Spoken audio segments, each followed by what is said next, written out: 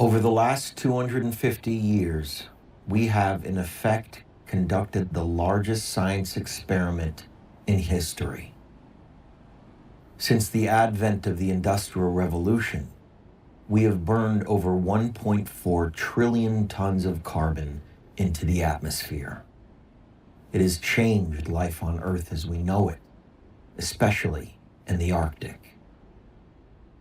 The melting of the world's snow and ice has now triggered multiple climate tipping points, threatening the very existence of life on Earth.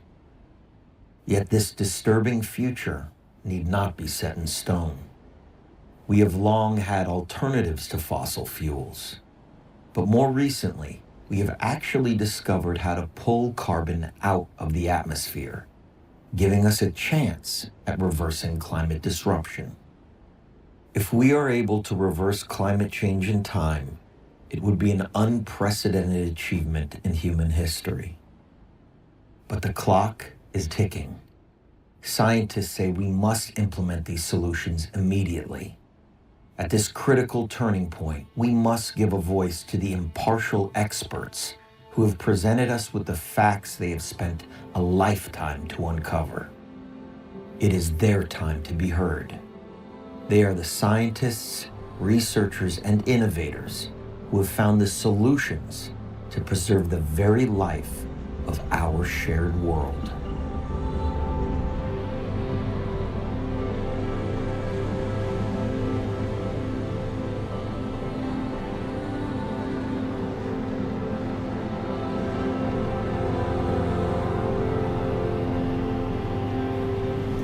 There's a couple different projects that require manual sampling.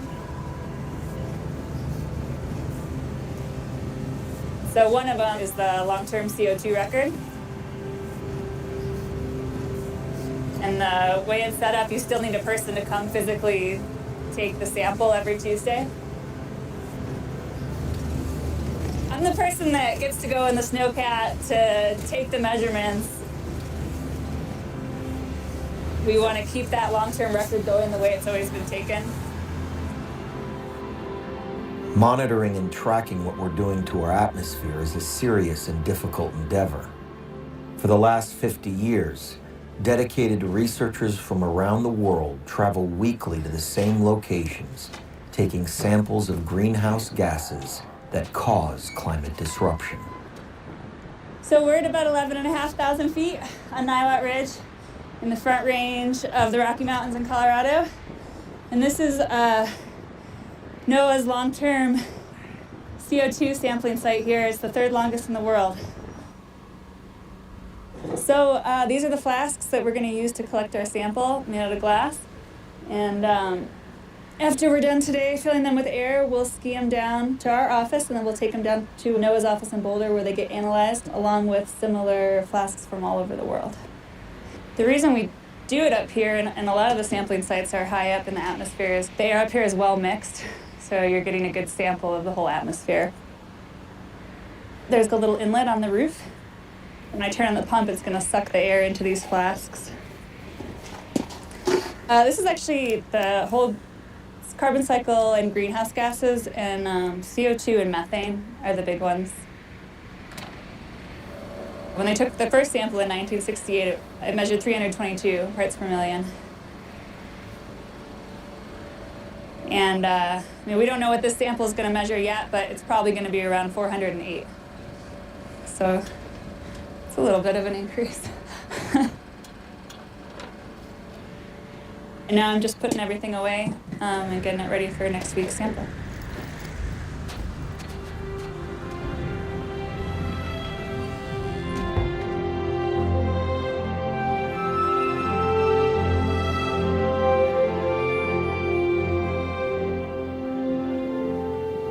One of NOAA's missions since its inception was to measure carbon dioxide in the atmosphere and other gases that affect the carbon cycle. 2 samples are collected every week from around the globe. So we're looking to see how these gases change with time. And the way to do that is to continuously collect samples. Currently, we have about 60 locations. Most of the samples are collected in remote areas, away from population centers. And we measure on this set of instruments for 6 gases that affect the carbon cycle. Those gases are carbon dioxide, methane, carbon monoxide, molecular hydrogen, nitrous oxide, and sulfur hexafluoride. This system runs 5 days and 5 nights a week, 24 hours a day. So what I'm doing right now is putting the air samples on the manifold and start the measurements. And then I can walk away.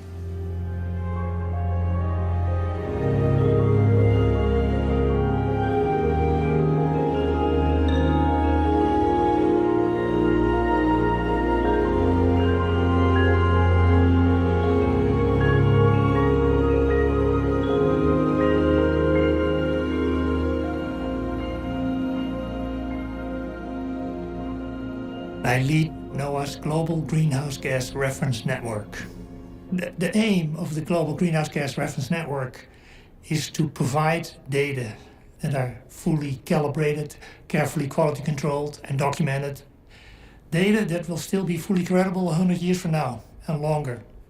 So that as climate change is happening now and in the future over the Earth, there will be information for scientists that they can really trust so that they can diagnose what actually happened and how climate change actually happens, how it works. So modern CO2 measurements were initiated by Dave Keeling of the Scripps Institution of Oceanography. Around 1956, he started measuring along the West Coast. He saw that during mid-afternoon, wherever he was, he found pretty much the same concentration everywhere. And so it got into his head the idea that maybe there's something that we can call a background concentration. He started continuous measurements then at Mauna Loa, island of Hawaii, and on the coast of Antarctica. The last ice age, at the end of that glaciation, from 20,000 to 11,000 years ago, CO2 increased by about 80 ppm. From 200 to 280, roughly. It was very slow. It took 6,000 years for CO2 to climb 80 ppm. 6,000 years. In pre-industrial times, so before 1850, CO2 was close to 280 ppm. And now, of course, we see 2 ppm per year. That increase was due 100% to human activities. The spike that we now see compared to most geologic history, I call it an explosion. It's right, instantaneous in geologic timescale. Carbon has increased dramatically since the Industrial Revolution. But what does that actually mean for all of us?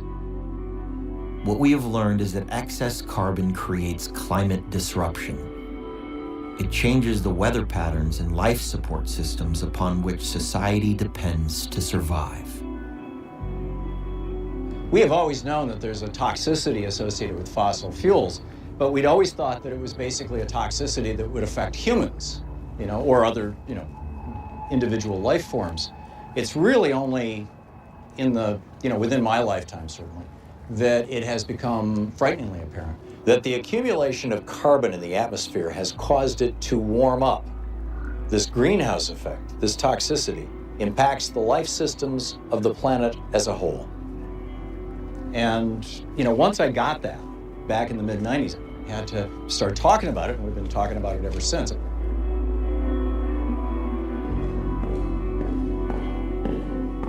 When we talk about dangerous planetary warming, we're referring to something akin to a 2 degrees Celsius, it's about 3.5 degree Fahrenheit warming of the planet relative to pre-industrial times. That is where we start to see some of the worst and potentially irreversible impacts of climate change.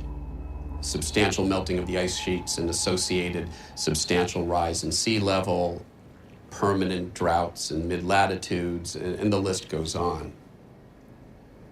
Well, catastrophic, would be we melt the major ice sheets, the Greenland ice sheet and the West Antarctic ice sheet. As all the major coastal cities of the world are flooded, you've got less land, you've got environmental refugees, some people leaving those regions, people leaving the tropics because it's getting too hot for human habitation. It's getting too hot for agriculture. Crops in the tropics will decrease dramatically in their productivity. In short, you're looking at a world with less land, less food, less water, and more people. And that's a recipe for a national security disaster.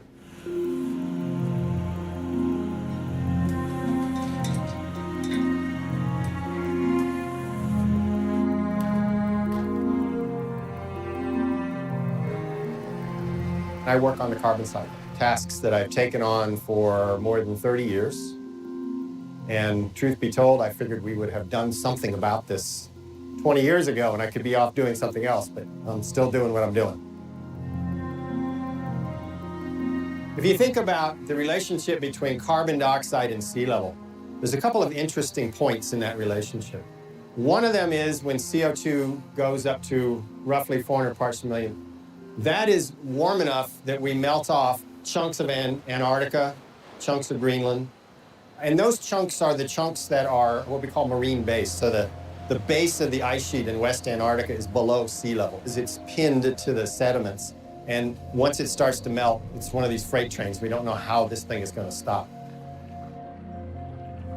And we're dangerously at that point right now. The other threshold is somewhere around 600 to 700 parts per million CO2. That's warm enough that there is no more ice, land ice on the planet. And you have about 80 meters higher sea level. We are on our way to 600-700 parts per million. But I think that's one of those interesting threshold moments in our relationship with the planet, where are we going to push the climate system so far out of balance that we threaten the melting of all land ice?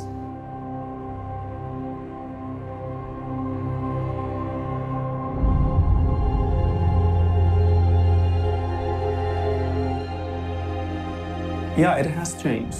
Icelandic nature is experiencing change because of climate change. This is quite visible in the south coast, for example.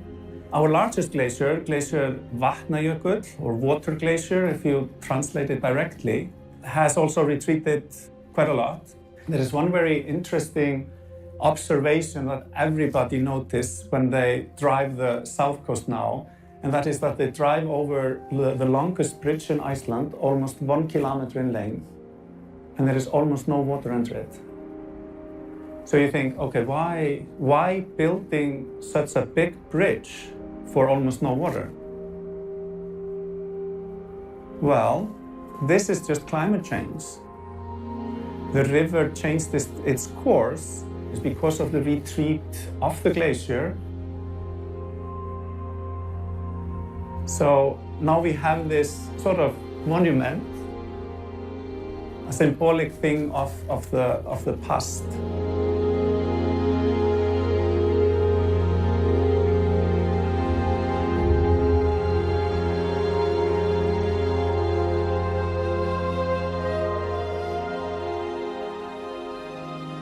The Arctic is a profoundly different place right now. In the Arctic, the impacts of climate change are the most extreme. What scientists are finding is that what happens in the Arctic has major impacts for the rest of the planet. I'm working with measuring greenhouse gases at the Arctic location and understanding how the greenhouse gases are changing over time. I am concerned about the increase of temperature in the Arctic and the impact this might have on all the Arctic systems. But what I think is extremely important to be aware of is that with the sea ice reduction we have now and all the other changes, you might change the whole weather system, and this has global impact. We know that the changes that we see in Arctic does not only stay in the Arctic. I've been working on sea ice the last 50 years, pretty much, and the whole Arctic has changed so much in that time. Loss of ice, loss of, not only the loss of area of ice, but the loss of the appearance of the great ice fields of the past with huge pressure ridges, very, very thick ice, really dramatic ice scenery has all gone. Last month, I was up in the Barents Sea on a research cruise in a region where normally you would have quite a lot of multi-year ice. We couldn't find any multi-year ice.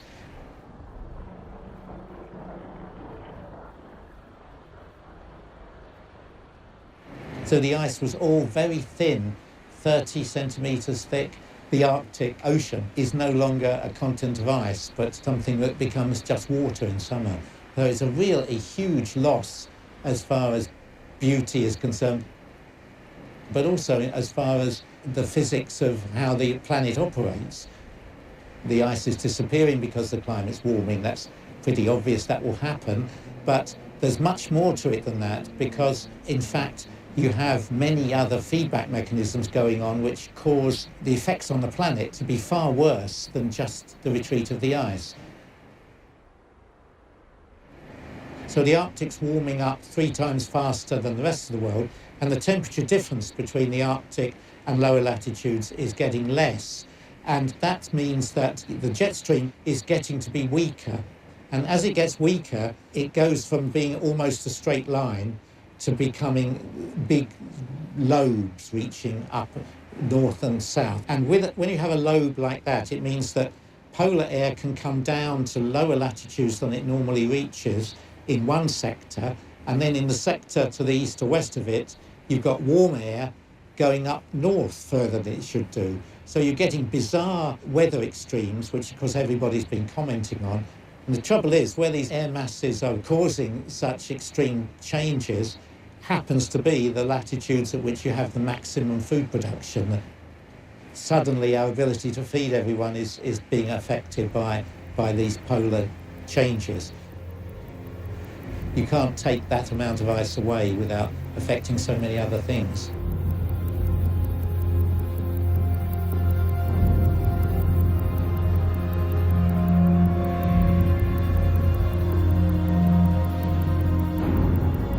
The impact of our actions are starting to hit home. Scientists' predictions are now coming true sooner than expected.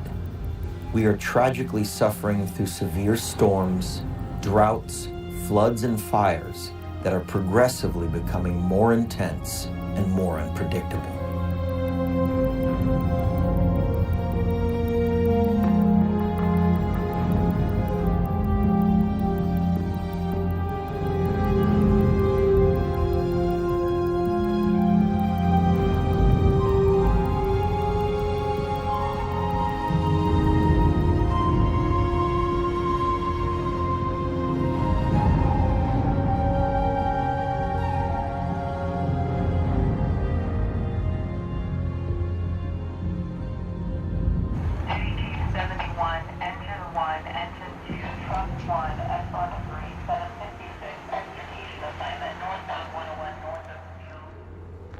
Fires started almost simultaneously in multiple places. Over 7,000 structures were destroyed and about 3,000 homes. I think at the height in the early days of the fire, maybe about 100,000 people were evacuated. It's a collective trauma. Sounded like a war zone, looked like a war zone. You know, they talk about the Hanley fire. It took a day to get here. It burned about the same footprint, but it took about a day, burned less than 200 structures. This fire started at night, made it to Santa Rosa in 4.5 hours, and there's no comparison other than the footprint. CAL FIRE Incident Management Team came here to help run this incident. And he just shook his head and said, "Man, I've never seen anything like this. I've been doing this a long time." So that's not terribly comforting, but that's where we're at right now. If we keep having these wind events, how do we protect our citizens? How do we protect our infrastructure? What are the things that we can do to make it as good as possible? We've been through 4 or 5 years of drought. That drought stresses all the brush, all the trees, and the winds at Geyser Peak on one of the weather stations was clocked at 108 miles an hour. And I don't know what you do with those kinds of winds when something catches on fire. It's all you can do to try to figure out where it's going and how fast it's going to get there. I never would have thought a fire would come out of the hills and run the flats in Santa Rosa. I really didn't. Cars were being flipped over. There were shoebox chunks of embers that were being carried well ahead of the fire. You'll see there's some trees where all the limbs are they're snapped off. They're not burned off, they're snapped off. These natural disasters are so common now that people know it's going to happen to their community. It's not like a matter of if, but when. It is a wake-up call to everyone that climate change is here and that you need to plan for it.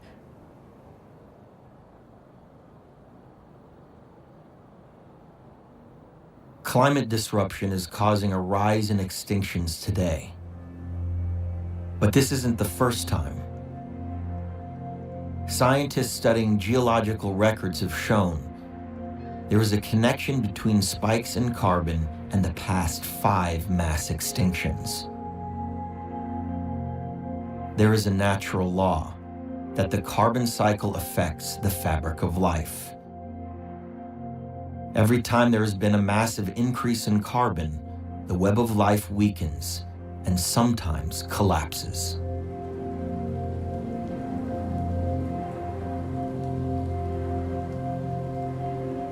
I've been working on the way in which the carbon cycle is associated with the occurrence of mass extinctions and whether the carbon cycle can undergo instabilities associated with it. So the carbon cycle is where life and the environment interact.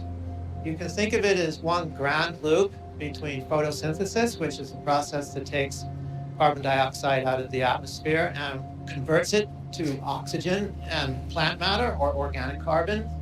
And then the back reaction of the loop we call respiration, which is the process by which we convert that plant matter to carbon dioxide.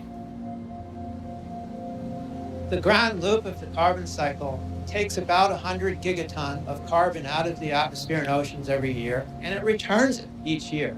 So this is 100 gigatons out, 100 gigatons back in.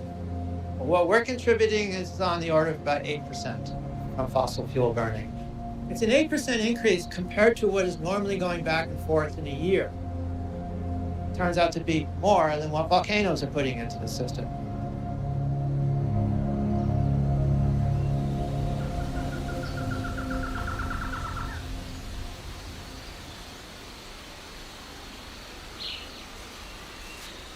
The planet is constantly in the process of rebalancing its cycles, like its water cycle and its nitrogen cycle and its carbon cycle. You've got to think of it as it's in constant flow. And part of the planet's doing that, was to take all the carbon that was in the dinosaurs and land plants and press that into eventually oil and fossil fuels. Over long periods of time, it was sequestered, and we're a young species. And we were curious, and we dug up the carbon that had been sequestered by the earth. And we burned it, not knowing it was like burning furniture in a house with its windows closed. So what's happened is that the planet is reeling from that. There's an excess of carbon up in the atmosphere. What it's doing is causing that living conditions here on Earth to go out of bounds. So as a biologist, when I look at climate change, yes, I look at rising seas and melting polar caps. Those are evidence for me. But when we begin to look at what's happening to the biological organisms in response to the warming trends, they are already on the move. They're moving towards the poles. to get cooler. They're moving from the lower mountains up in elevation, meaning their ranges are moving. They also sometimes move without their helpers. A plant will move north and its pollinator won't make it. This is called, in our bloodless language of science, it's called ecological disruptions. So for me, if we change the very conditions that gave rise to all of this, and to us,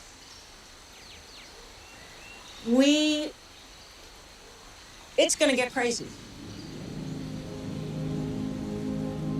When the carbon cycle is unstable, it moves into a realm that we don't understand.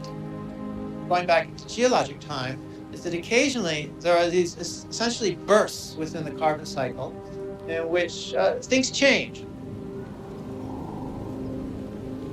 One of them, which is widely known as the Paleocene-Eocene thermal maxima, 55 million years ago, and others which are decidedly worse. They're destructive or catastrophic events. They're mass extinctions. The worst of them, known as the end-Permian extinction. So that's the historical record. But what we're doing to the carbon cycle now is another kind of problem, because now we know what's going on. We know that we have been adding carbon dioxide as a consequence of fossil fuels. And then the question is, does that risk engendering the kind of burst that we've seen in the past that could create what I would call an instability in the carbon cycle? That is one in which small changes become bigger changes. That's a precise scientist's definition of catastrophe. When you get down to the individual level, losing one's home to a flood is a catastrophe.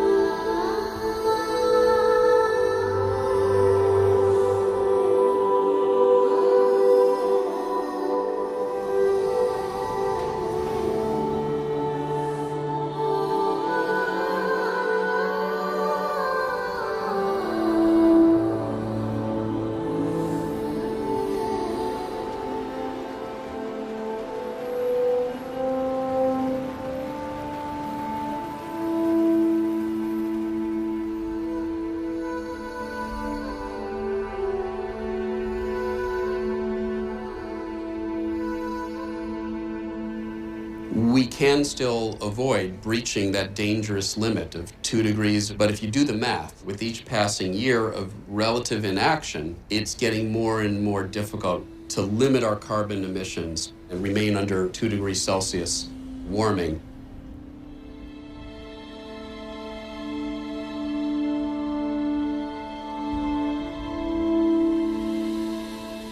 Je regarde la salle. Je vois que la réaction est positive, je n'entends pas d'objection. L'accord de Paris pour le climat est accepté.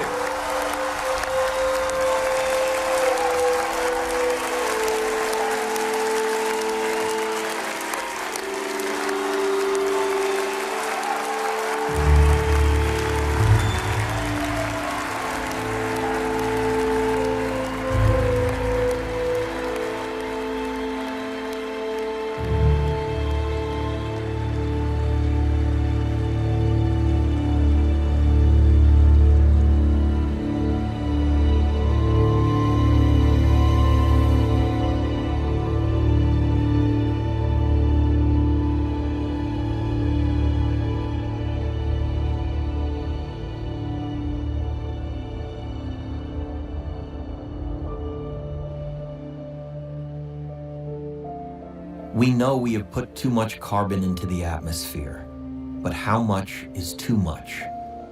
Scientists have figured out what that amount is, and have created a carbon budget that will create a margin for life. This budget tells us where we are now, how much more carbon we can burn, and how much needs to be removed in order to sustain life on Earth as we know it. I would say the major challenge is indeed dangerous climate change. And if we want to avoid dangerous climate change, so then we have to accept that the atmosphere is, for humankind, a limiting disposal space. So roughly we can emit 800 gigatons CO2 into the atmosphere in this limiting disposal space. And if you take into account that over the last 5 years we have already used 200 gigatons, so this basically means that over the next 2 decades we have exhausted the limiting disposal space. So in Paris it was very important that the whole world and the whole world leaders agreed on limiting temperature increase to well below 2 degrees. So that's a kind of safeguard line, and it's very important that more than 100 nations stand behind it.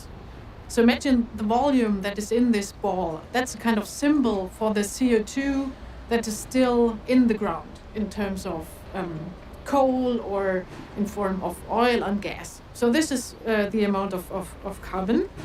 And if we want to limit the temperature to 2 degrees globally, we may only emit this little amount of carbon into the atmosphere. And to see that we have a lot more of carbon still stored in the ground that we can emit in the atmosphere when we want to limit the temperature to 2 degrees. So therefore the question is, how does it fit together? So, and now for the next 20 years, this is an enormous important time span to transform our economies, to decouple economic growth from emission growth. And by mid of the century, we need zero emissions.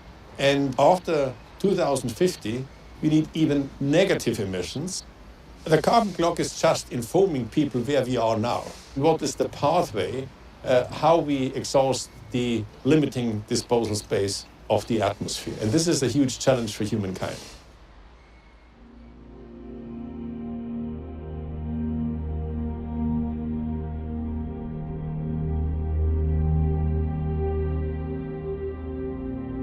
Science tells us that our current climate crisis is a problem we've created, but it is also a problem we can fix. Not only do we need to stop emitting carbon at the current levels by switching to renewable energy, but it is also critical to pull carbon out of the atmosphere. Climate change can be reversed if we act now. Recently, researchers have figured out what solutions can draw carbon down, getting us back to pre-industrial levels. There's only 2 things you can do about the atmosphere. You can either stop putting greenhouse gases up there, or you can bring CO2 back down. That's it. And you can do the first one by conservation, energy efficiency, and clean energy. And the second one through photosynthesis, whether it's on land, on farms, on forests, phytoplankton, kelp in the oceans. There's only 2 things you can do. So that actually sorts it pretty simply. And in the past, what has been done in terms of solutions is that it's focused on energy. Energy, energy, energy. And the reason for that is understandable. So it makes perfect sense to say, well, let's stop putting that CO2 up there. Accepting that in the process of emphasizing clean energy, renewable energy, solar, wind, etc., it sort of occluded the rest of the solutions.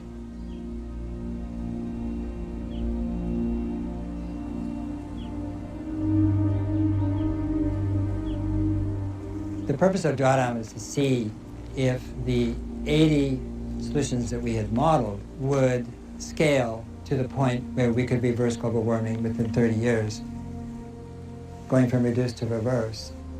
If you bend the carbon curve, what drawdown shows is that we have choices. And that if we increase the rate that we're scaling some of the solutions, then we can achieve drawdown at 2050. And if you say the odds are long, I agree. They're long odds. I'll take them.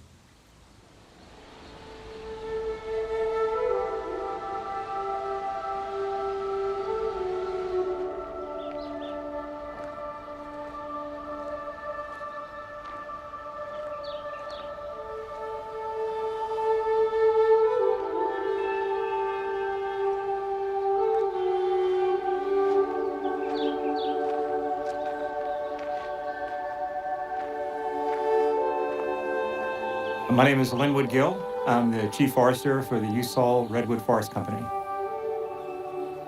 Usal Redwood Forest is a community forest. It's owned by a nonprofit, the Redwood Forest Foundation. It's a 50,000 acre forest which is dedicated to managing the forest on a long-term basis for the economic stability of the community, as well as restoring the forest habitat, restoring the fish habitat, and also for sequestering carbon. And carbon sequestration is a main part of our operations right now. Carbon sequestration is an important part of combating climate change. The Usal Redwood Forest is a very young redwood forest, and redwoods can absorb more carbon than any other forest type on the planet. Redwoods store carbon by absorbing carbon from carbon dioxide out of the air into its needles and stores it into the bole of the tree, the trunk, or the roots, the branches. To my knowledge, this is one of the largest carbon projects in the country. Yes.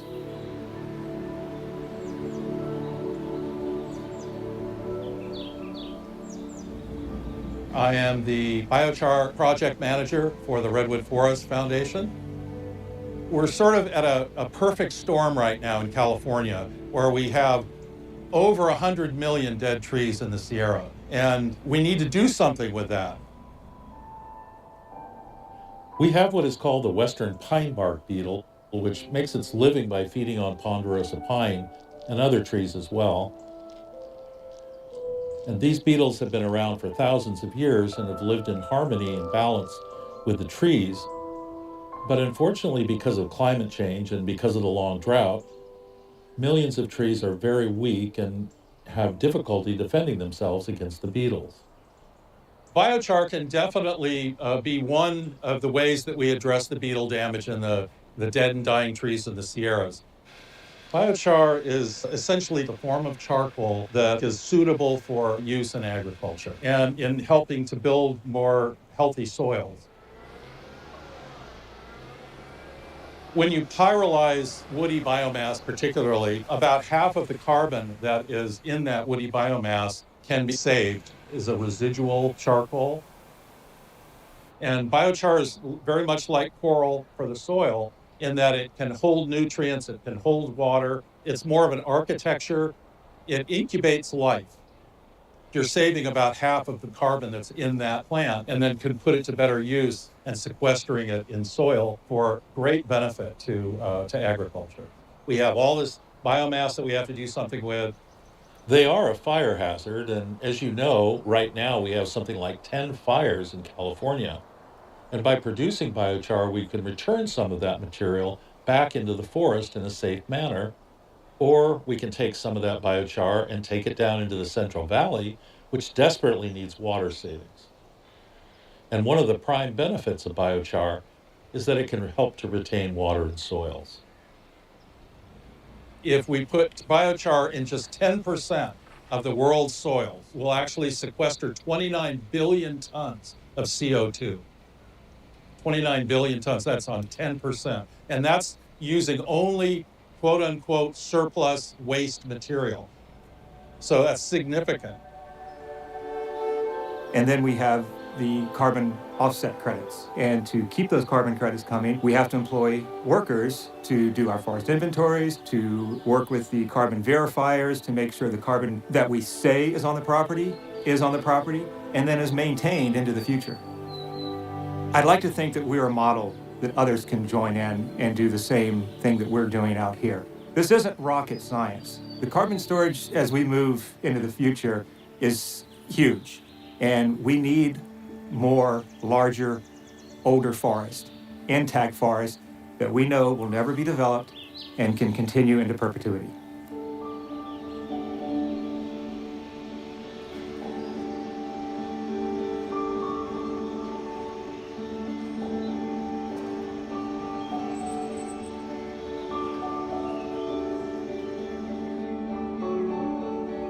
I'm Kate Scow, and I'm a professor in land, air, and water resources at University of California, Davis. And I'm a soil microbial ecologist. So the carbon cycle on a global scale involves aquatic systems and terrestrial systems. So soil is a very important part of the terrestrial systems. Soil actually contains 2 to 3 times the amount of carbon that is in the atmosphere. Soil is the place where primary productivity is supported. That means all the vegetation that grows, that fixes CO2 through photosynthesis from the atmosphere. What miraculous, like creating mass here on the ground out of what? Air? It's like still amazing to me. That productivity brings all this carbon in. The plant fixes the CO2, it dies, it falls onto the ground, and all that plant residue now enters into the soil carbon cycle. It's way bigger than the atmosphere, what is residing in soil. So organic farms obtain their nutrients not from synthetic fertilizers. The fertilizer is in the form of organic material. That could be cover crops, or it could be compost that's made of food wastes or yard waste or animal waste that you put in the soil. So in organic systems, you may be putting up to 8 times as much carbon into the soil compared to a conventional system. So it's like part of it is really basic. Climate change gives us an opportunity to really behave differently on this planet. We see what we can do at our worst. And now the question is, if we were to consciously be a part of the healing, it'll unleash, I think, our creativity. You realize, oh my gosh, I have a backyard. Oh my gosh, I have a park near me. If we were to see ourselves as helpers who could help the helpers heal this planet, that is so much better than seeing ourselves as disruptive toddlers with matches. You begin to realize that all of us are somehow connected to little bits of the solution. This is right now, we live and direct at my mentor's house, the OG, the organic gardener, Ron Finley. I'm more inspired to always come here and learn and figure out different ways of how I can actually utilize a small plot of land to grow the most that I can.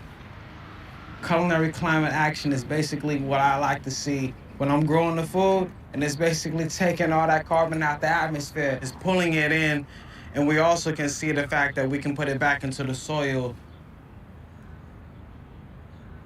Not only at the same time as creating green jobs, and also addressing things like diabetes and obesity in my community where I come from.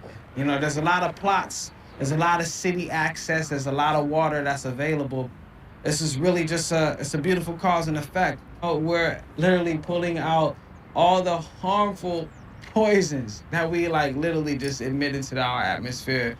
And the best way that you want to transform that is by growing some food, put it on the roof, put it in your windowsill.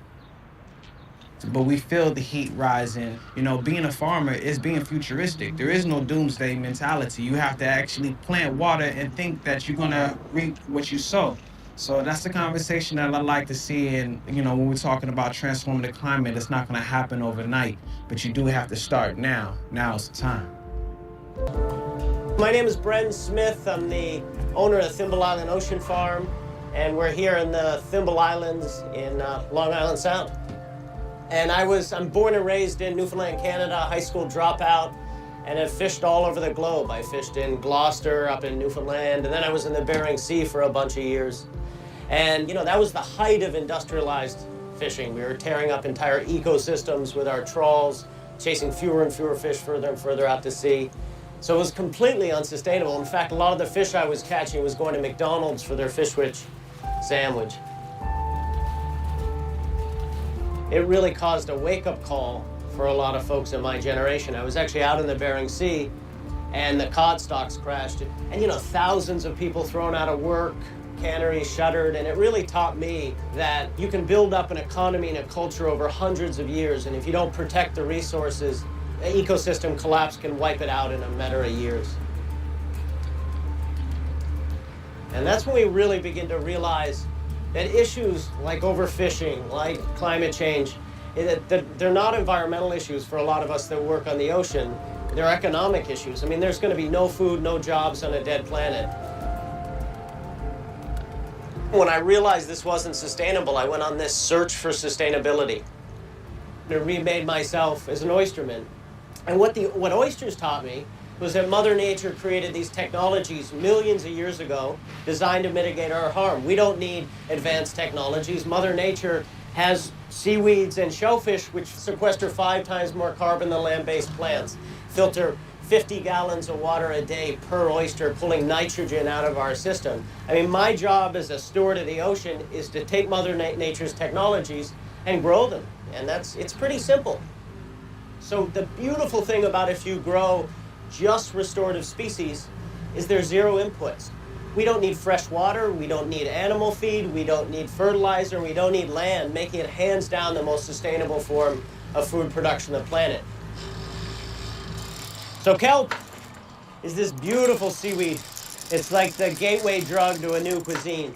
It's one of the fastest growing plants on Earth. It soaks up 5 times more carbon than land-based plants. It's called the sequoia of the sea. But it's just the beginning. I mean, we're starting with kelp, but there are 10,000 edible plants in the ocean. Part of the plant we can turn into kelp noodles. But then this, which is biofouling, we turn into fertilizer and we can turn into animal feed. If you provide a seaweed diet to cows, you get a 90% reduction in methane output. It's stunning. And cows, sheep, goats, have been eating kelp for hundreds of years. Hebrides Islands, Maine, all sorts of places. You know, the volume's stunning. We can do 10 to 20 tons of kelp per acre, 150,000 shellfish. And you scale this up, if you were to take a network of our farms totaling the size of Washington State, technically you could feed the world. If you took 5% of U.S. territorial waters and farmed in our style, you could create 50 million direct jobs and sequester the equivalent carbon of 20 million cars. Our farms also help mitigate acidification. The kelp creates something called a halo effect, which reduces the acidity in the oceans, which then allow our oysters and other shellfish to grow thicker shells and not be as susceptible to acidification. So I mean, climate change was supposed to be this 100-year sort of slow lobster boil. And instead, it's here and now. Luckily, as fishermen, we can transition to something that keeps that core and have the pride of helping feed my country. And that's just so exciting. I can be part of, you know, the army that's going to help hopefully save the planet.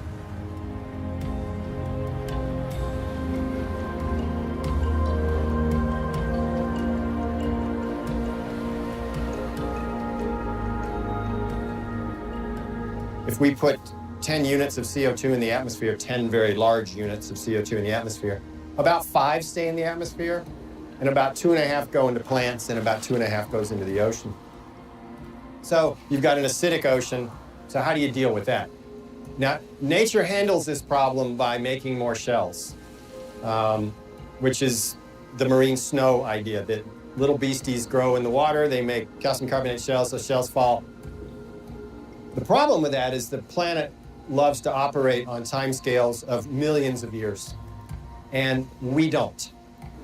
So, question becomes, can you speed that process up?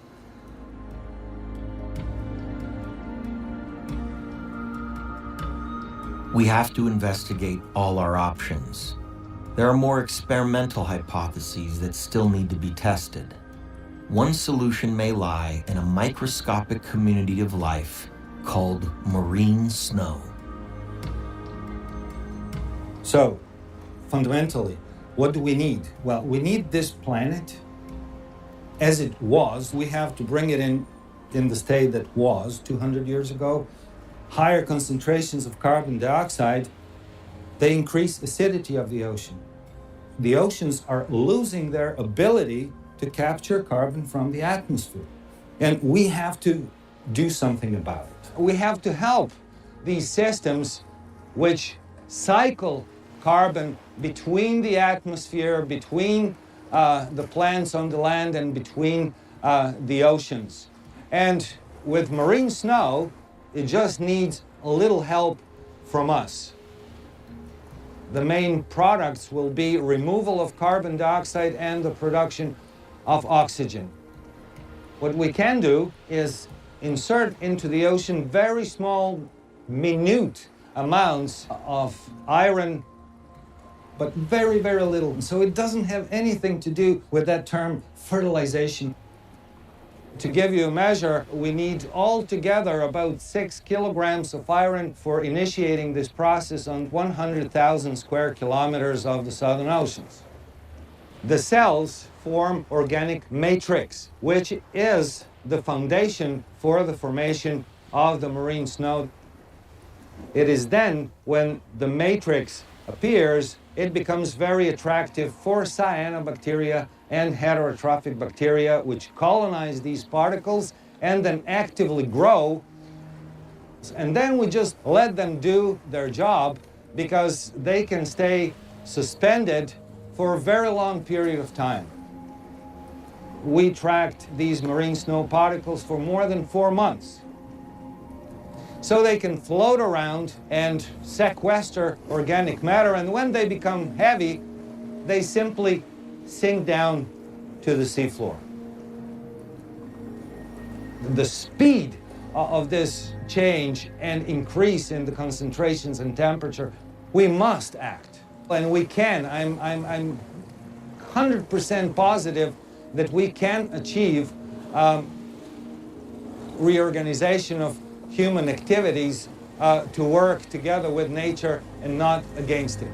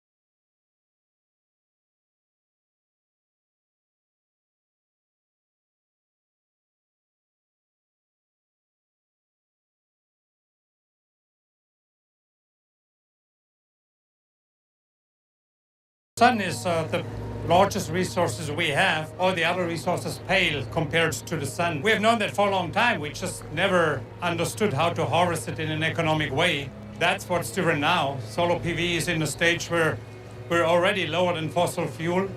Well, solar has come a long way. Carter in the 80s already installed solar on the White House. Reagan teared it down later on. And only in 2001, when Germany started to deploy solar on a large scale, we have been getting the benefit of economy of scale. Eventually, we will be able to power the entire electrical grids with solar and wind, and all we need is wind and storage and solar and storage.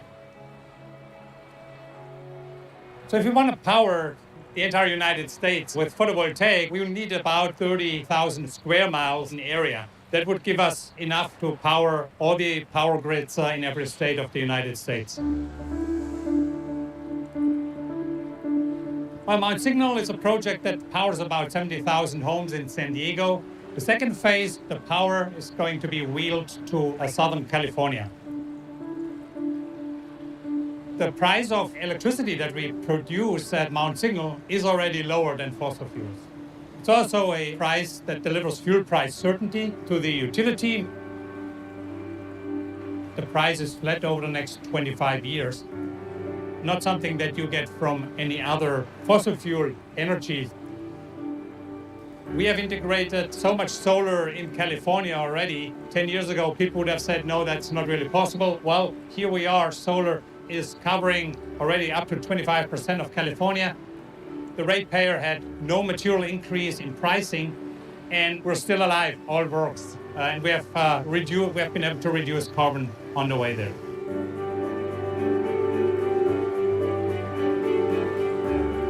Over the last years, we saw now utilities volunteering to buy solar. We see this mindset shifting. We still underappreciate the value that PV brings. People do not comprehend that in 5 years, we will have PV at much lower price. We will be able to dispatch it at night, and you combine that with wind, you get this paradigm where we are truly living in a 100% renewable environment. And this is feasible. We don't need any new invention for that. We know all the technology. We just need to make sure that the people responsible for the planning of resources, for the infrastructure planning, understand that this is a different technology and it will get cheaper over time.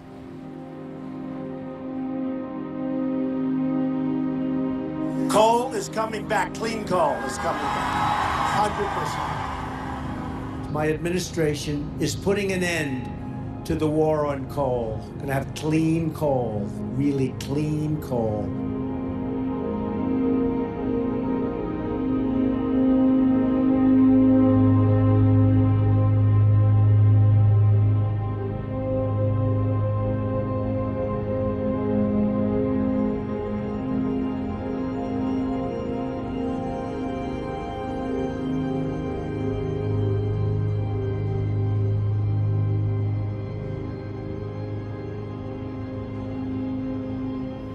It's difficult enough sometimes to communicate science to the public. Now you take that challenge and you add to it a concerted effort by fossil fuel interests and the front groups that they fund to pollute the discourse over climate change, to confuse the public, to confuse policymakers. We need to transform our energy sector, move away from fossil fuel energy towards renewable energy. Well, that's rather inconvenient for the powerful fossil fuel interests who have many millions of dollars invested in our continued addiction to fossil fuels. And they've fought tooth and nail to maintain that addiction, in part by attacking the science, linking climate change to that behavior, the burning of fossil fuels.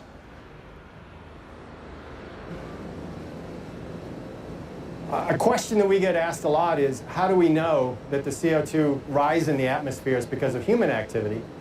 And the answer is that we leave fingerprints all over the atmosphere.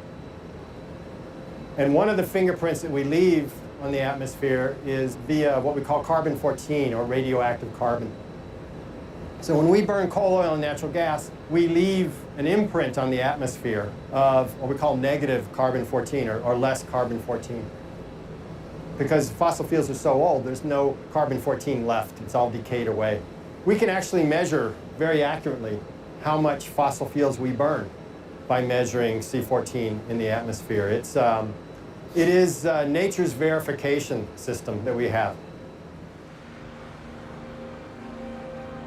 They persuaded enough people and sowed enough doubt that it's making it more difficult than in the past to actually get anything done about climate change. And that's really depressing. And the fact is that the agenda that many of these fossil fuel corporations and those who are running them are engaged in is malicious in the danger it's creating and the havoc that it is wreaking on our planet.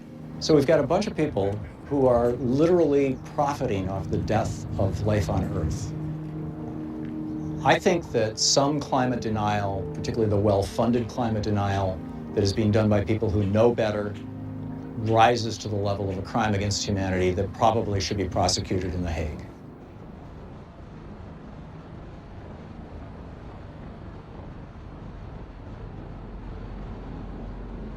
While climate deniers have succeeded in delaying action, a much more ominous problem has emerged.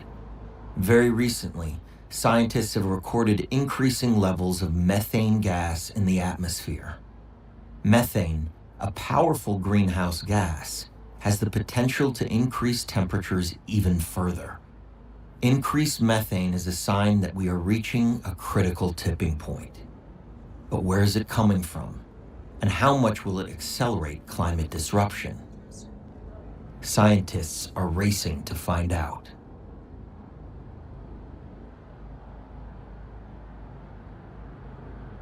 So we are in front of the University of Wyoming Mobile Laboratory. We have different instruments inside that measure what's in the air that we are breathing right now. It's doing that in real time. And we are able like that to chase emission sources and plumes and understand where sources of pollutions are located, what activities are going on that lead to enhanced methane. Inside of our lab, we have a couple instruments. We have a proton transfer reaction time of flight mass spec to measure volatile organics like benzene, toluene. And then we also have a Picaro cavity ring down to measure methane concentrations. We can see data from these instruments in real time due to an inlet we have up on our mast above the van, which pulls air in and feeds into our instruments. So we found with aerial and road mapping that we have more sources of methane in areas where we extract the gas than we expected. And to really pinpoint where there are leaks of methane, you need to be very close to the sources. And the mobile lab gives us the flexibility to pinpoint where we see the largest leaks. The company has drilled brand new megapad, 22 wells in the middle of renewed urban development in Western Greeley. This is a site that had a lot of contention given its size and its location.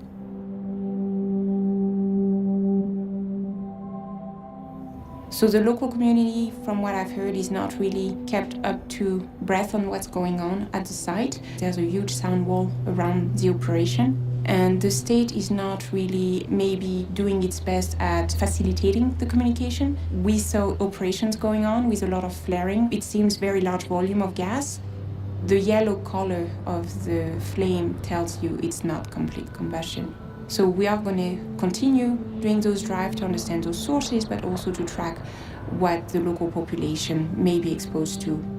So some oil and gas producing regions have such a large concentration of methane in the atmosphere above them that you can see it from space. And that's something that was described a few years back for the Four Corners region. And that's really the key for us to be like detectives and map where we see the largest sources of emissions.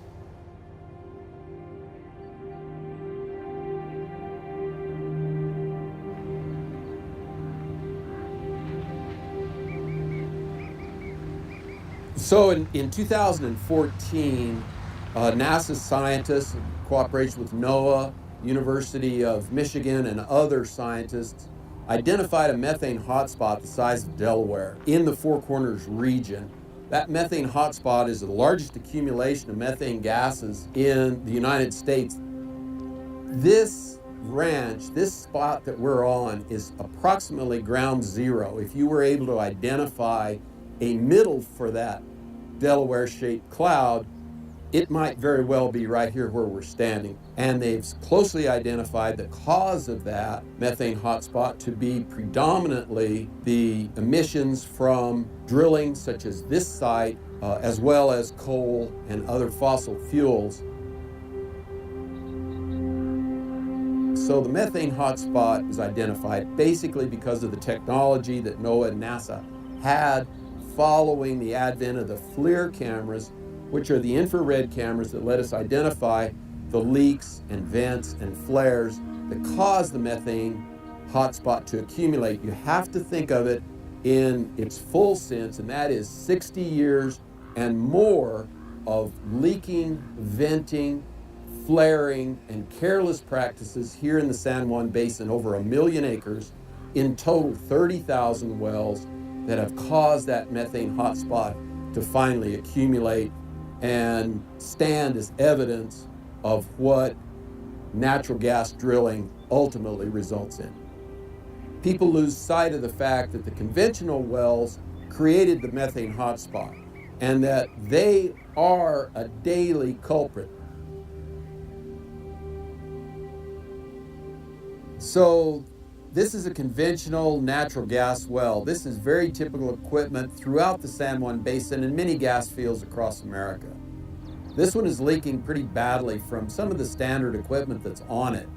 This just requires, honestly, a crescent wrench, a little bit of Teflon tape, some attention will fix this leak. If I had a single wish, my wish would be to pull an investor in oil and gas here and stand them where I'm standing. Let them see that leak. Let them see that times 18,000 in the San Juan Basin and get them to stop obstructing a federal rule that stays in place to protect my family, to protect taxpayers across New Mexico, and provide federal, fair, and equal protection across the western states. Let's get those guys out of the boardroom right here on this well location. Let them look at that leak that can be easily fixed. And when I found out that the EPA Administrator, Scott Pruitt, knew that the data had come in that methane leaks and the chemicals that come with them harm children to a greater degree than they did to me, I was just outraged that he would try again to roll back the federal protections for us. You know, if someone came onto my ranch with the stated objective of harming my children, it would be over my dead body.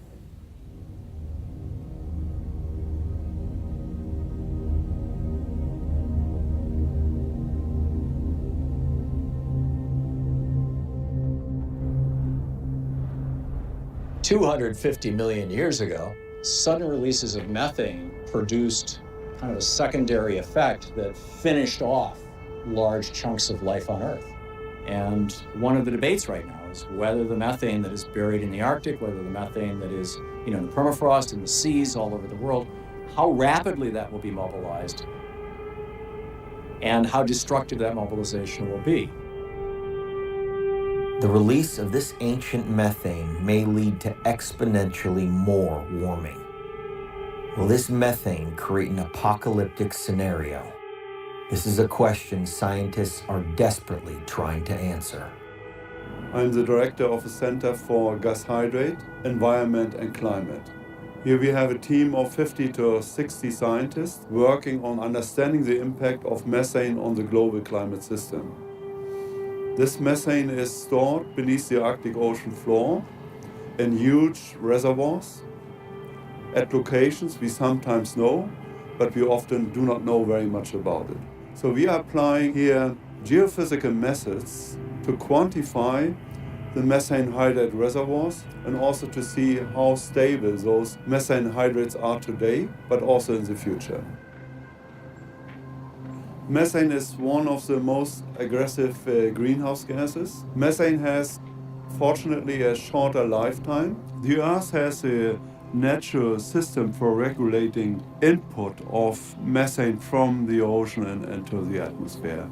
And this system is working quite efficiently. But this system is also changing because the ocean current system is changing, the ocean temperature is changing, the ocean chemistry is changing. So methane was in a kind of equilibrium for some time. And during the last couple of years, we see quite a distinct increase in methane. Do not know where this signal is coming from. And at the present time, that of course is putting a pressure on the scientific community to give an answer to the politicians. What is going on with the methane in the atmosphere? Where is the methane coming from? What is presently becoming more unstable?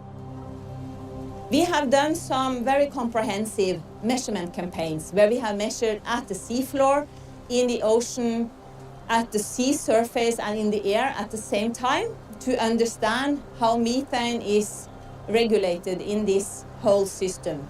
There is a lot of methane stored at the seafloor, and this is so much that only a small change might impact the ocean or the atmosphere.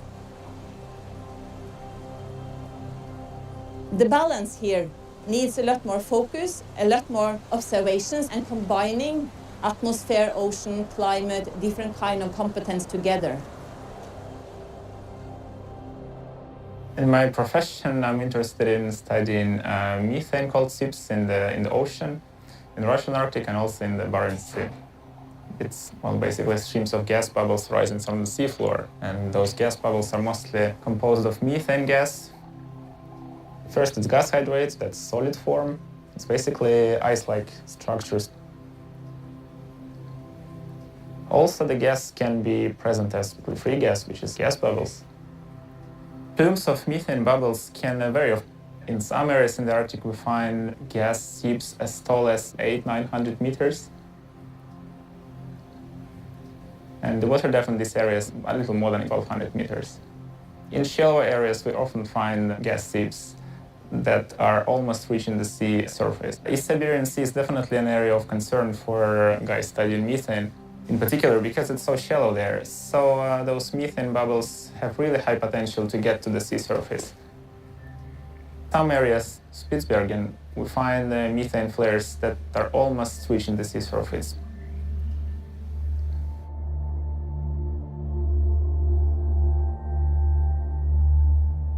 We have warmed the atmosphere to such a degree that we have hit the tipping point of a melting Arctic. We now face the potential for an abrupt climate change scenario.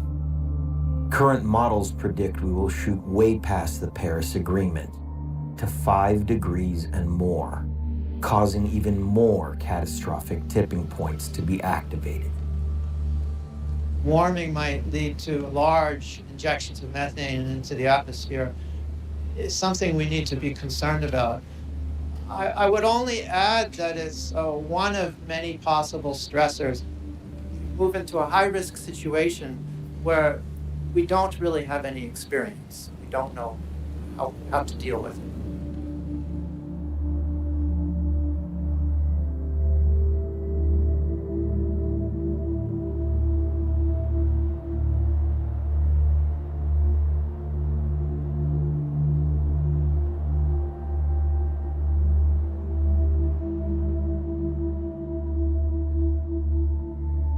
Permafrost and methane in general is of a great concern. And I think that this is something perhaps we need to pay more attention to methane in general in relation to the climate issue. My concerns are that there are great reservoirs of methane in the world, in particular in the Arctic. It is the risk of going beyond a tipping point where it will be difficult to go back and reverse the problem.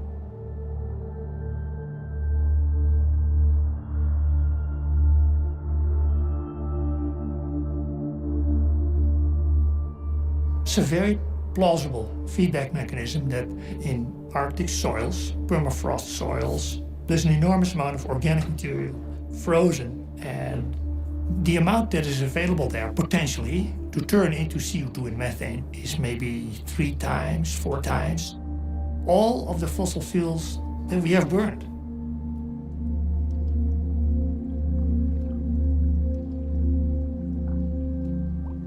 If we take all this material out of the deep freeze, you very likely get large CO2 and methane emissions on a huge scale over which we have no control.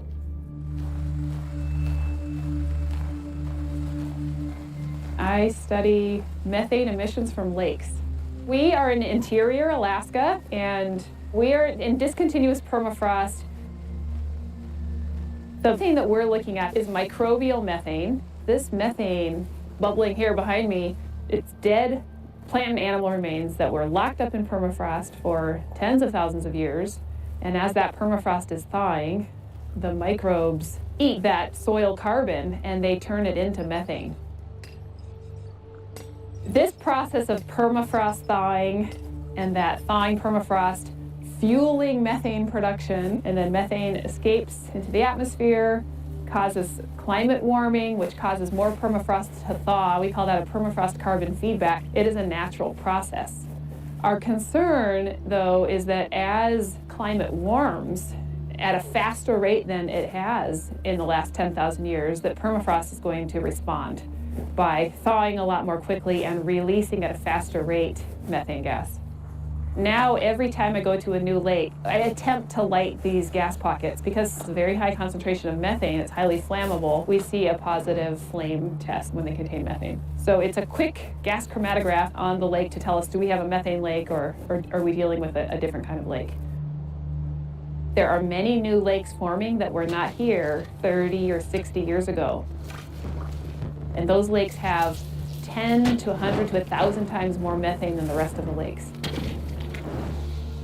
They are a picture of the type of methane emissions we expect to see in the next 10 to 50 years as permafrost warms and thaws, and that permafrost feedback cycle kicks in and really accelerates. Now, is it methane? Is it permafrost? Is it the dissolved organic carbon in the ocean, which is suddenly remobilized? These things are all intertwined with each other. So really what one needs to ask is, are there positive feedbacks within the system? The answer is yes. So it just stands to reason, purely by common sense, the less you disturb it, the better off things will be.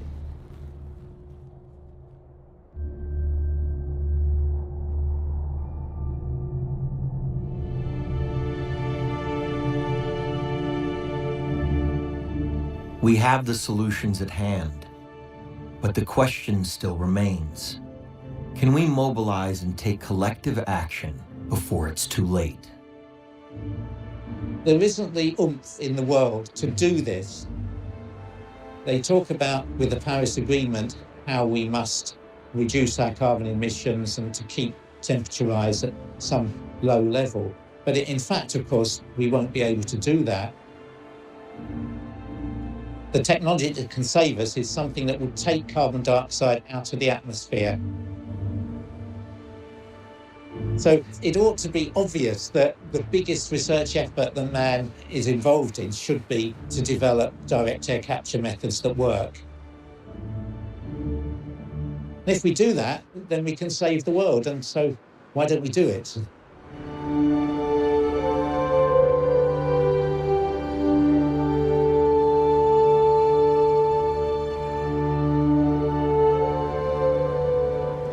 Direct air capture is machines which take in ambient air and extract the CO2 from this air. For the last 10 years, we have been working on direct air capture with the goal of making it with the least possible energy impact and ultimately with the best economics. This machine consists of 4 40-foot shipping containers and can be any size. There is no limit to it. So we take in the ambient air here, and inside we have our filter structure. We get the waste heat of the waste incinerator to drive this plant. Once the CO2 is captured, this gas is then going to a greenhouse, and this greenhouse is using the CO2 to increase the CO2 concentration in the atmosphere of the greenhouse, which is done already nowadays, but with fossil CO2, and from tomorrow on, they're going to use atmospheric CO2. This plant will allow to close a carbon cycle. So of course, the CO2 goes into the greenhouse and goes to the tomatoes and cucumbers. And once we eat them, the CO2 goes back to the atmosphere. But since we recapture the CO2 from the atmosphere, it's a closed cycle. So this can be a missing piece of the pie in order to close a global carbon cycle in the energy or transportation sector. So besides using CO2 in a greenhouse like this, we can take CO2, we can take water, and we can take renewable energy. We can again produce fuels, for example, jet fuel. In order to capture 1% of global CO2 emissions, we would need roughly 300,000 of the plants behind me, which is of course a very high number. But if you compare this to existing infrastructures, it's a scale which humanity can handle. So it's definitely an achievable goal.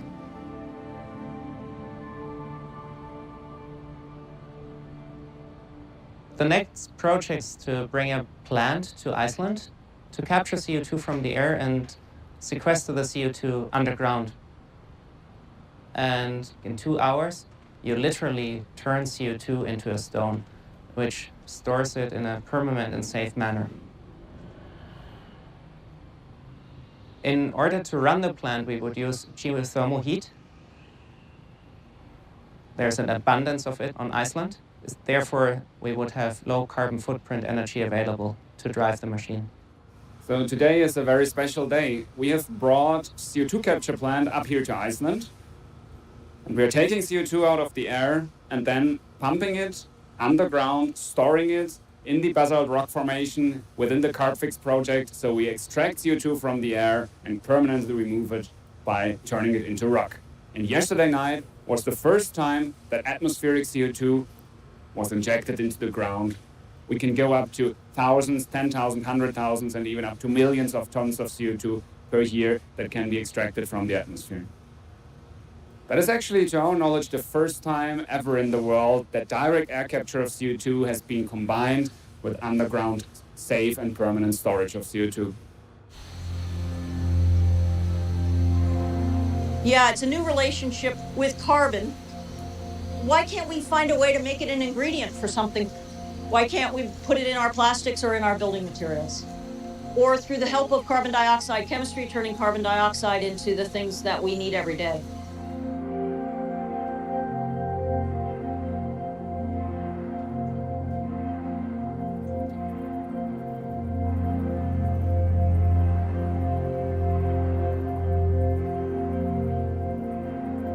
I'm Daniel Nocera, the Patterson Rockwood Professor of Energy at Harvard University. These are my labs, the labs where we invented the artificial leaf and the bionic leaf. And what they do is a complete photosynthesis, sunlight, air, and water to fuels and food. Think about photosynthesis. If you think about what it really does, is the building block of life, and its building blocks literally are CO2, water, and sunlight. And we build all of this, like this, wood and food and starch and biomass. That's a remarkable transformation. This photosynthetic process, it's very complex, but we really listen to nature. And that we finally ended up doing in 30 years. And something that makes us really happy, not only can I say, yes, we can do it artificially, I can do it 10 times better than photosynthesis. We made special catalysts that coated the artificial leaf, and then they would split water to hydrogen and oxygen. The second part of the invention is the bionic leaf. It takes the hydrogen from the bacteria, and then it makes fuels. And so depending on what genes I put into the bacteria, I could have the bacteria make materials, they could make drugs. We've shown they can make fertilizer. We can work out of any water source, including natural waters, seawater. As long as you have my artificial leaf, you can do it in your backyard. We don't need to dig what's been down there and release more CO2. The artificial leaf, working with the bionic leaf, takes the CO2 out of the atmosphere, uses sunlight and water, and we make fuel. So we don't add any more to the atmosphere, any more CO2. And it's another issue because the cost I'm up against, the developed world has spent tens of trillions of dollars to build what they now use. It's kind of hard to walk away from a multi-trillion-dollar investment that you paid off. So that's what it's all about. Therefore, you need policy and you need good partnership. And the public informing them that they have options and that there can be this different world.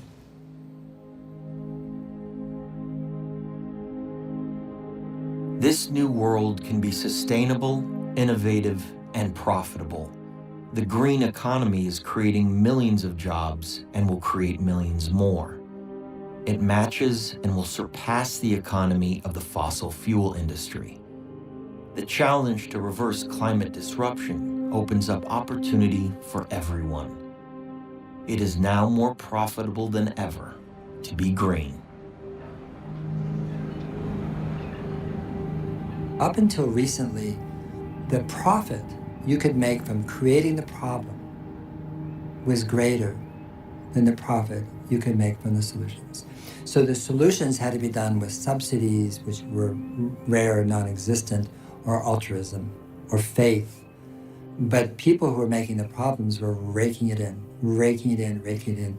And I think we're at a crossover where actually the profit you can make from the solutions is greater than the profit from the problems. And that is not well understood. So it's not that altruism need not apply, it's a great thing, but actually altruism will not be needed in order to move towards a world where we reverse global warming because, in fact, it's less expensive. It's more profitable, more beneficial, more jobs. It's the most amazing thing that's happened in the last few years and is going to do nothing but increase as the years go by because engineers and designers and basically who are unknown and unnamed have been working diligently and are working diligently to reinvent a new way of being a human being relating to this planet.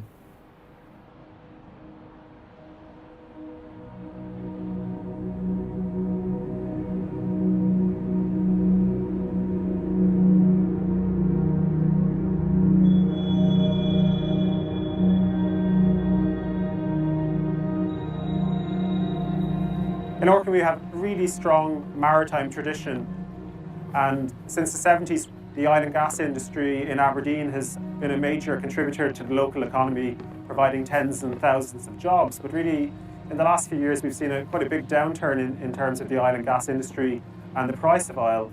But we've got lots of really experienced people in offshore operations on our doorstep, and they're finding new jobs in offshore renewables and companies such as ourselves.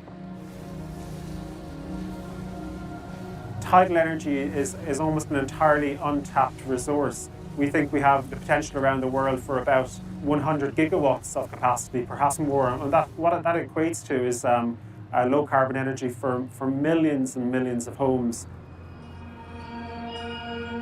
What we've got here is the world's most powerful floating tidal energy generator. We've got a floating platform to which 2 rotors are mounted.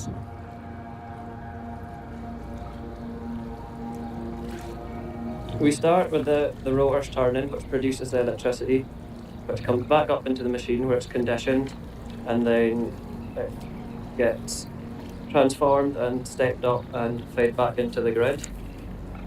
It's like a wind turbine on its side with 2 rotors instead of 1. 2 weeks ago, we had great success. First period of 24-hour continuous generation from the device. It actually operated beyond expectations. The device itself generated over 18 megawatt hours of power in that 24-hour period. We're converging on more traditional methods of renewable generation and really putting tidal out there as a real competitive technology across the world and the world's generation needs. The tidal turbine it's 63 meters long in total. We do all the power conversion within the device itself, and it's ready then for export right into the UK electricity grid. So we're aiming for tens of thousands of these tidal turbines. We've got this fully integrated system for producing low carbon energy, so we're very excited about it. So EMEC was set up as a testing laboratory because we know that there's a huge amount of energy in the oceans all around the world, and we're trying to find a way to harvest it. And so we realized that one of the most important things was to have a test center which would allow us to find out how to do this properly. And so what we've got is a site here where we've got cables that are out in the sea that allow developers of these machines to put these machines onto our cables, and the electricity is then brought onto shore, and that then feeds into our national grid. So this is real. This is making electricity out of seawater. So at the moment, we've got a device called the Penguin, and that's by a company called Wello Oy, and their machine is effectively a large pendulum inside a ship, and as the ship moves, so this pendulum turns horizontally, and that then generates electricity. The sea is unrelenting and it will really try and damage equipment. So making equipment that's reliable, robust, efficient, cost-effective, all these things are the things that people are grappling with. But the really clever thing, because we have done that piece of alchemy, we've actually turned seawater into electricity. And that really is huge because people are worried about whether you can do this or not for years, and we've just shown you can.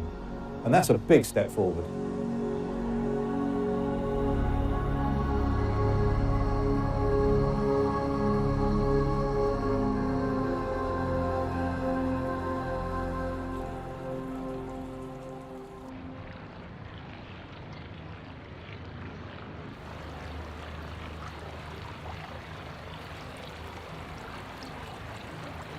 no one can say that the scientist has not warned, has not told that we have to reduce the emissions of greenhouse gases. That should be clear to many. How much farther can we go? How many more tipping points can we go before we hit a tipping point from which our civilization cannot recover, or from which the life of this planet, or a large portion of the life of this planet, cannot recover? We cannot allow ourselves to reach those points. And we're so damn close to it. We're at a turning point. Either we can stay the course and drown, burn, and starve ourselves to death in the face of the climate crisis, or we can come together, we can innovate. Where do we stand? Is it possible? Is it game over?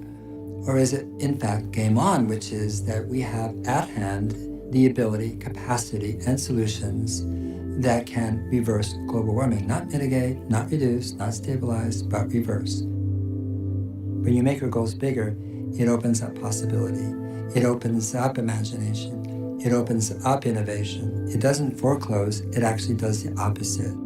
And so it's not that there's one solution, but together you can achieve drawdown by doing 80% of the solutions. Every one of them has so many cascading benefits, makes a better world for everybody. So we don't lose by understanding the climate change is happening and responding to it. So what's the problem?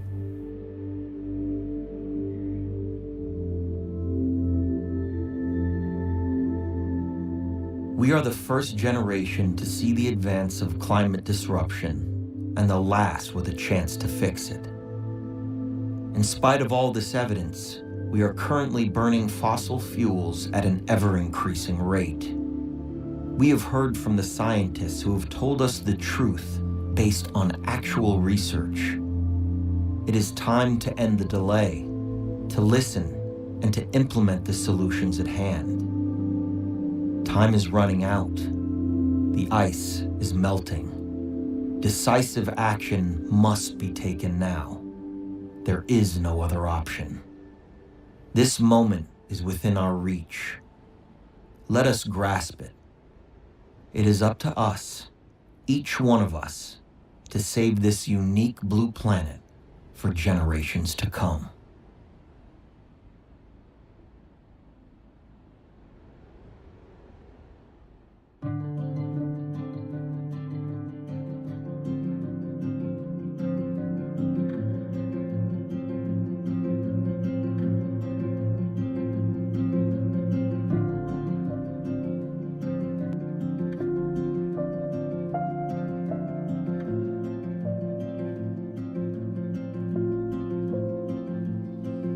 Lord, if you're not listening, I'll stop praying. If you're not watching, will you see me fall to my hands? Lose it all.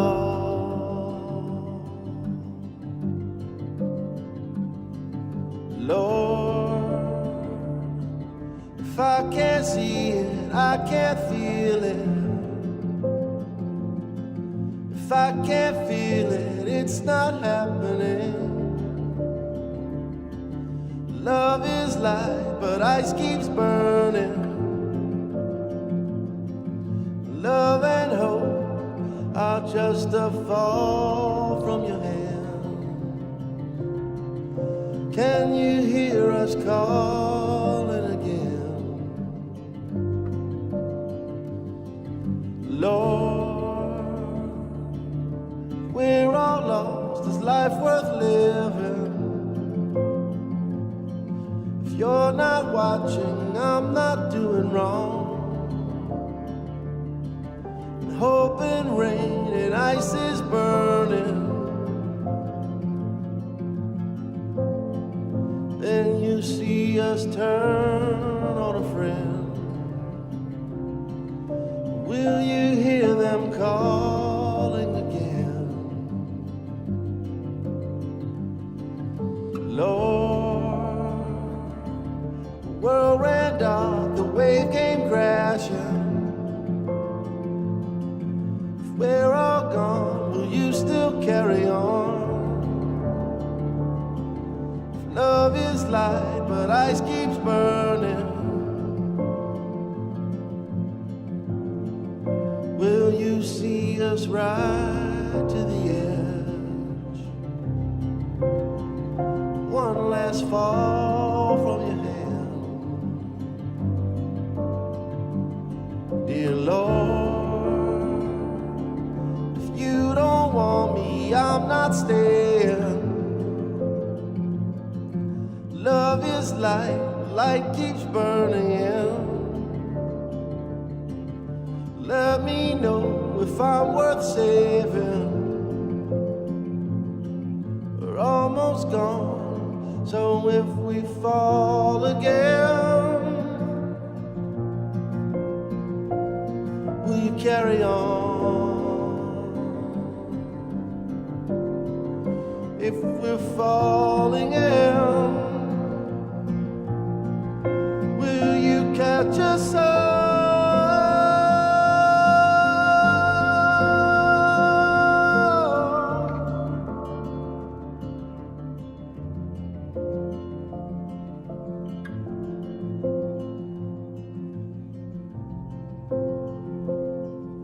Lord, just let me know if I'm worth saving.